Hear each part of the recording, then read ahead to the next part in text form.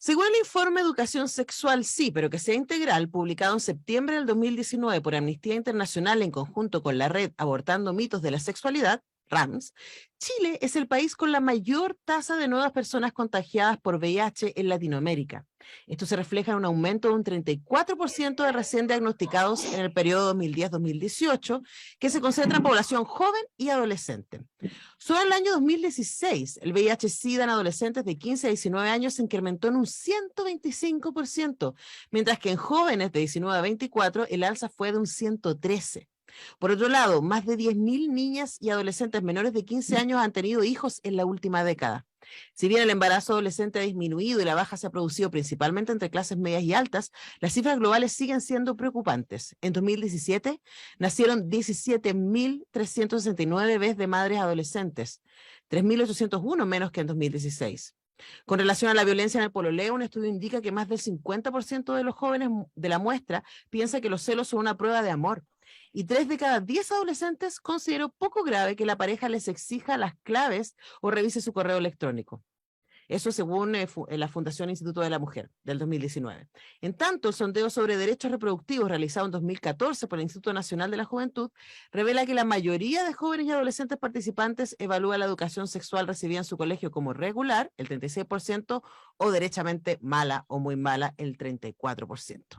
Estas son las consecuencias de vivir en un país que no tiene educación sexual integral. Y por eso, desde acá celebramos con muchísimo entusiasmo la publicación de este libro, Cómo educar niños y niñas sexualmente inteligentes, de el psicólogo, magíster en psicología clínica, doctor en sexualidad humana y miembro de la World Association for Sexual Health, Rodrigo Jarpa, quien tenemos al otro lado de nuestro Zoom. Rodrigo, ¿cómo estás? Muy bien, y tú muy feliz con la invitación. Muy agradecido. Bueno, nosotros muy agradecidos, primero de que hayas sacado el libro, francamente. Gracias por hacer este libro. Y segundo, felices de poder conversar contigo, Rodrigo. Tú explicas al inicio del libro que este libro también es de alguna manera, una colección de respuestas a preguntas que en tus 15 años de trabajo con adultos, niños, niñas y adolescentes en sexualidad han aparecido una y otra vez. Y una de las cosas que me llamó la atención con la que tú inicias el libro tiene que ver con las mentiras, los mitos que existen alrededor de la educación sexual, los mieditos, que son los miedos más los mitos. Cuéntanos respecto Claro, a los eso, ¿no? mieditos. Cuéntanos respecto a eso y cómo sientes tú que este libro de alguna manera se enfrenta a esos miedos y mitos, a esos mieditos que tenemos respecto a la educación sexual. Sí, bueno, yo creo que ahí también es como un círculo vicioso, porque muchas veces dentro de la resistencia para que no exista educación sexual integral y los frenos que se le ponen, tienen que ver con la perpetuación de ciertos mitos, de ciertas ideas que no tienen sustento, que no tienen evidencia, sino que todo lo contrario, la evidencia apunta a todos los beneficios que tiene la educación sexual integral. Entonces se mantiene perpetuando esta falta de educación sexual, los mitos, y los mitos que también hacen que entonces no tengamos educación sexual integral por creer que, por ejemplo, si es que existiese, se va a adelantar el inicio de tener prácticas sexuales, ¿ya? Lo que se ha visto, y existe la evidencia de que esto no es así. También está esta idea como de que les vamos a quitar la inocencia, de que vamos a estar adelantando a nuestras niñas, a nuestros niños, a cosas que no tienen por qué estar pensando en eso. Y eso también tiene que ver muchas veces con la idea de que la educación sexual se limita o va dirigida exclusivamente a prácticas sexuales, a qué es lo que se hace con partes del cuerpo, pero lo cierto es que la sexualidad y la educación sexual integral es mucho más amplio que eso. En algún momento quizás sí, puede ser necesario hablar de prácticas sexuales, de partes del cuerpo, de cuidados, responsabilidades, etcétera, pero no es como que a los niños y a las niñas les van a estar enseñando a hacer el Kama Sutra. Claro. ¿Ya? En países que podemos tomar como ejemplo y que tienen programas de educación sexual integral y que comienzan en pre-básica, la educación sexual implica hablar de derechos, de emociones, de inteligencia emocional, de límites, de autocuidado, de conocer el cuerpo. Entonces es algo mucho más amplio, pero de nuevo, creo que muchos de los frenos tienen que ver con esa falta de información, con confundir de repente algunos conceptos. Sí, de hecho, en el libro tú haces una separación muy bonita, ¿cierto?, entre inocencia e información, que es algo que quizás no pensamos mucho, ¿no? La información es lo que te da libertad, lo que te da poder para tomar decisiones, y como tú dices, está súper comprobado que aquellos que tienen educación sexual integral, los niños y niñas van a tomar mejores decisiones, la mayoría de ellos van a retrasar su inicio de actividades sexuales y etcétera. Ahora, lo que llama la atención en ese sentido también, Rodrigo, es que estos argumentos que han aparecido y que tú señalas, ¿cierto?, que te han aparecido en reuniones con apoderados, en distintos colegios y en conversaciones, fueron los mismos que aparecieron en el Congreso, cuando se tuvo la conversación sobre educación sexual integral, ¿no? Y uno dice, uy, o sea, como están instalados estos prejuicios, estos mitos tan profundamente en nuestra sociedad que incluso limitan las políticas públicas en salud, ¿no? Y desde ahí cuesta, se nos hace todavía más difícil poder avanzar en ese sentido, y de ahí también la importancia de que existan libros como el tuyo que promueven, ¿cierto?, la educación sexual. Ahora, cuando tú te enfrentas a los papás y a las mamás y a los educadores y educadoras y les dices esto, les das estas herramientas, ¿cuál es la reacción que ellos tienen una vez que pueden acceder a toda esta información? Mira, yo creo, y eso lo estuvimos conversando, ayer estaba haciendo una clase en un diplomado de salud mental adolescente, y lo conversábamos también porque, claro, nosotros hay veces que podemos intervenir a nivel escolar, ¿ya?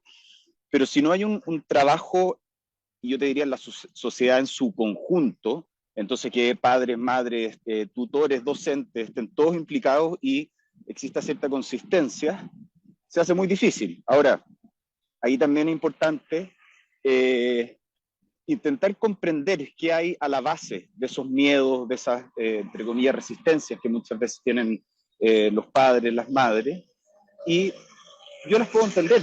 A ver, partiendo de la base de que todavía es mucho más fácil ser cisgénero heterosexual, Ujú. ¿ya? O sea, eso es un hecho, ¿ya?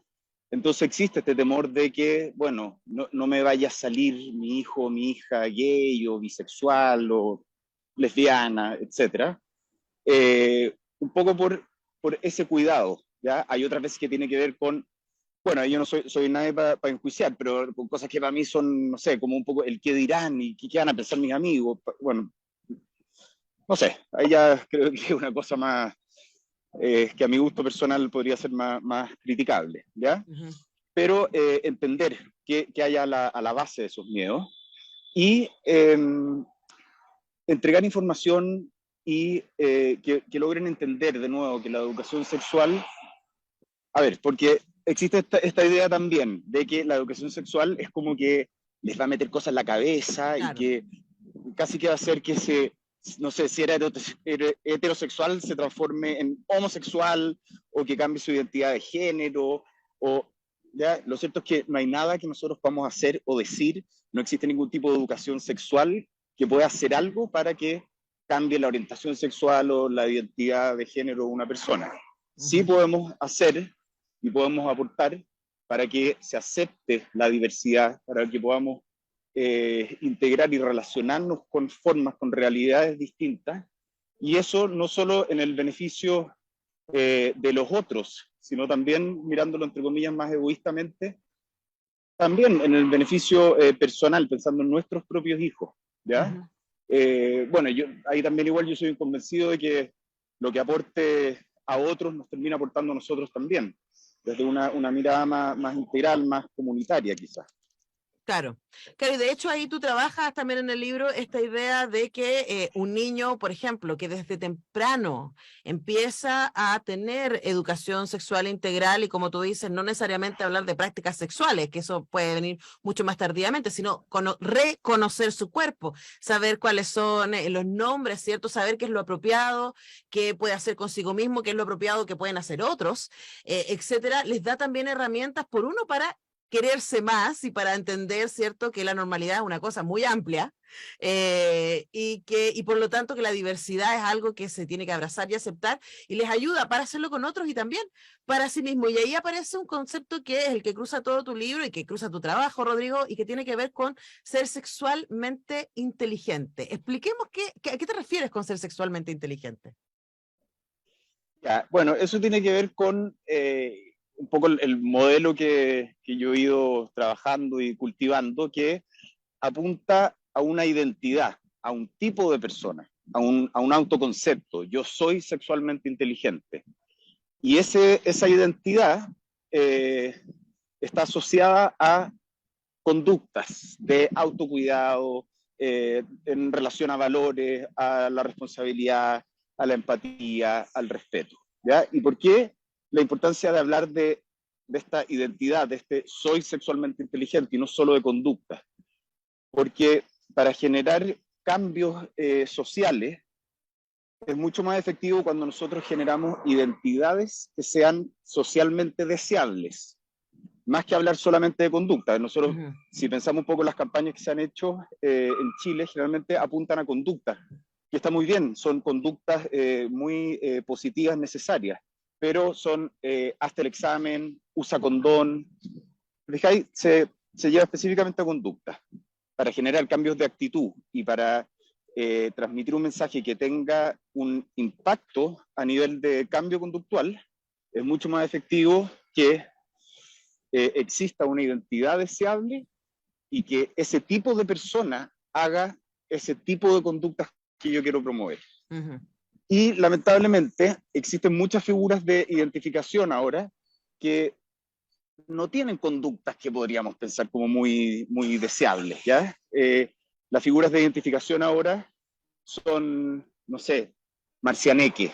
Claro. No tengo nada, no tengo nada con Marcianeque, en verdad no lo conozco, no he escuchado la música, pero es un poco como, lo estoy tomando como ejemplo, ya que que no se personifique en él, ¿ya? Claro, pero la idea como del narco reggaetonero es algo que está como muy instalado, ¿no? Y también hay una idea de masculinidad que aparece como ideal. Claro, y todos estos referentes de masculinidades muy tóxicas, de forma de relacionarnos muy tóxicas, de estas relaciones con las personas como que fueran cosas, como objetos de consumo, como que están las cadenas bling bling y están las mujeres o las personas, que es como que fueran parte de los objetos que hay que tener como para sumarme valor. Y eso es con lo que se identifican y a eso aspiran. Entonces yo me identifico, yo quiero ser me alata estar poniendo de nuevo el nombre, ya, no sé, Daddy Yankee, no sé si existe todavía. Creo que Quiero existe. ser Daddy Yankee y obviamente que voy a hacer todo lo que Daddy Yankee haga y para poder parecerme lo más posible a él. Entonces, proponer este modelo alternativo de una identidad sexual. Soy sexualmente inteligente y que se vayan asociando ciertas conductas positivas de cuidado, de respeto, etcétera, a este tipo de personas, que resulta mucho más efectivo, como te decía, que hablar simplemente de conducta. Claro, claro, además porque eso también abraza esta idea de que la educación sexual es algo integral, que no tiene solamente que ver con quién uno se acuesta y cómo, ¿no? Sino también con lo que somos. O sea, es algo que nos define en nuestro movernos todo el tiempo, nuestra relación con nuestro cuerpo, nuestra relación con lesotres. Y también ahí aparece en tu libro algo que yo he pensado que he conversado con muchos alumnos y alumnas también, de que si no nos hacemos cargo nosotros mismos, como sociedad, digo, como comunidad, como familias, etcétera, de la educación sexual de las niñas, alguien lo está haciendo. Y en este caso, ese alguien, lamentablemente, en el caso de los países que no tenemos ESI, que no tenemos educación sexual integral, en Argentina, por ejemplo, eso es un derecho que tienen los niños y niñas y lo pueden exigir en sus colegios. Quienes no tenemos asegurado la educación sexual integral a nuestros niños y niñas, lo que estamos haciendo es entregar esa educación sexual al porno y a les pares que están tan perdidos como los niños, ¿no? O sea, que también son niños.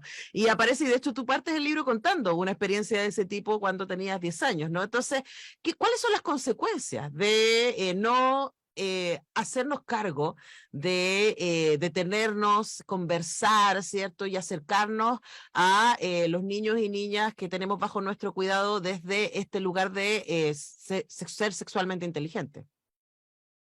Bueno, son muchísimas las consecuencias, pero quizás voy a ir a algo más acotado, que también fue una de las grandes motivaciones para hacer el libro, que de hecho es un libro que yo venía pensando hace mucho tiempo, pero bueno, por distintas razones no lo había concretado, pero también como ese recordatorio constante en el trabajo, en la práctica clínica con adultos, de darme cuenta de que hay tanto sufrimiento en la vida adulta que se podría evitar si hubiésemos tenido eh, una educación sexual integral, ¿ya? Y pensando que esos adultos que no tuvieron educación sexual integral, los estímulos que recibían, si bien podían ser confusos, podían transmitir mensajes disfuncionales, es muy distinto a lo que reciben las niñas y los niños ahora, ¿ya? Con el acceso a la pornografía, con el acceso ilimitado a toda esta biblioteca sin bibliotecario, que puede ser maravilloso, si tampoco es una cosa como de, oh, como que todo es malo, pero, pero ahí también es importante ir generando ese pensamiento crítico, ¿ya? Porque van a absorber, yo de repente uso un poco la metáfora de la comida chatarra versus la comida nutritiva. En general van a estar más expuestos a comida chatarra. Entonces, que puedan ir diferenciando de cuál es la comida chatarra de la nutritiva, qué es lo que me sirve, qué es lo que no me sirve. ¿Ya? Y el acceso a la pornografía, que es un temazo, y que lamentablemente nadie se está haciendo mucho cargo, porque generalmente en el colegio no lo toman, en la casa tampoco, y que ahí, y como decís tú, a ver, la pregunta no es si es que van a ver porno o no van a ver porno, o si van a eh, estar expuestos a estímulos sexuales o no, porque sí va a ocurrir eso, ¿ya? Eso va a ocurrir de todas maneras. Ahora queremos que sigan aprendiendo a través del porno, de los pares, como decías tú, de fuentes de información de personas que quizás no tienen otro tipo de intereses, o nos empezamos a hacer cargo nosotros, siendo conscientes de nuestros valores en el sentido de lo que nosotros consideramos que es importante en la sexualidad, del tipo de personas que queremos que ellos y ellas sean, de cómo nos gustaría que vivieran sus relaciones, cómo nos gustaría que vivieran su sexualidad en la vida adulta. Porque mucho de eso y de esa sexualidad que van a vivir en su vida adulta también puede estar influenciado de mejor o de peor manera en función de lo que nosotros hagamos ahora. Claro. Y también ahí aparece la dificultad, ¿no? Porque como tú dices, nuestra generación no tuvo educación sexual integral, excepto alguien que ha tenido papás muy clever, ¿cierto? O que tuvo las posibilidades, pero la mayoría de nosotros no tuvimos. Y luego nos enfrentamos a las niñas ahora y es como, bueno, ¿con qué herramientas? No, bueno, y aquí hay una súper buena herramienta, cómo educar niños y niñas sexualmente inteligentes que te ayuda a ordenar, te ayuda a enfrentarte a tus propios prejuicios. Y a mí me pareció también medirme, ¿no? Y decir, uy, yo soy sexualmente inteligente, ¿cuánto me falta por desarrollar? Conversamos con su autor, Rodrigo Jarpa, para cerrar, Rodrigo, y me parece muy también contingente hacerte esta pregunta. La propuesta constitucional que votamos pronto tiene entre sus artículos la defensa de la infancia, entre ellas los tratados internacionales que incluyen, ¿cierto?, que los niños y niñas tienen derecho a educación sexual integral, y también la protección de que las personas pueden ser lo que definan ser, que está puesto, escrito en los artículos de esta propuesta constitucional. ¿Cuál es la importancia de que un Estado tenga en cuenta estos elementos para la construcción de personas más saludables y felices? Bueno, yo creo que ahí en tu pregunta está la respuesta. Personas más saludables y felices, ¿ya? Entendiendo que la sexualidad es parte, es una dimensión más de lo que nos constituye como seres humanos. Entonces, entendiendo nuevamente y retomando la importancia de la educación sexual integral como un factor protector, como un factor que va en dirección del bienestar sexual integral, es tremendamente importante, tremendamente necesario. Y tú decías, en Argentina es un derecho, bueno, acá también es un derecho, pero lamentablemente en la práctica no se ve como tal. Sí, de hecho voy a leer el artículo, es el artículo 40, dice, toda persona tiene derecho a recibir una educación sexual integral que promueva el disfrute pleno y libre de la sexualidad, la responsabilidad sexoafectiva, la autonomía, el autocuidado y el consentimiento, el reconocimiento de las diversas identidades y expresiones de género y la sexualidad que erradique los estereotipos de género y que prevenga la violencia de género y sexual. Que esté en la Constitución asegura que funcione mejor la aplicación de ese derecho. Yo me imagino que es un gran paso hacia adelante. Ahora, claro, bueno, ahí yo creo que depende mucho de los lugares, un poco la experiencia que me ha tocado a mí ver en distintos colegios, escuelas en Chile, independiente de los lineamientos del ministerio, lo que esté ahí planteado como regulación. Eh, Hay algunos que sí siguen lo que hay que hacer y otros que también, de nuevo, yo creo que no pienso en ver mala intención, yo creo que tiene que ver con desinformación, no se hace mucho cargo tampoco. Bueno, desde ahí entonces la invitación a leer, a informarse, y yo de verdad les recomiendo muchísimo cómo educar niñas y niños sexualmente inteligentes. Yo aquí lo dejé lleno de marquitas y observaciones. Muchísimas gracias, Rodrigo Jarpa, psicólogo, magíster en psicología clínica, doctor en sexualidad humana y miembro de la World Association for Sexual Health, entre muchas otras cosas. A lo mejor ustedes lo reconocen de su programa La sexualidad de los chilenos y el documental La cultura del sexo. Gracias, Rodrigo, por este tiempo con Radio Universidad de Chile. Muchas gracias a ustedes, un abrazo grande, que estén bien. Que estés bien, chao. Nosotros vamos a la música y ya regresamos.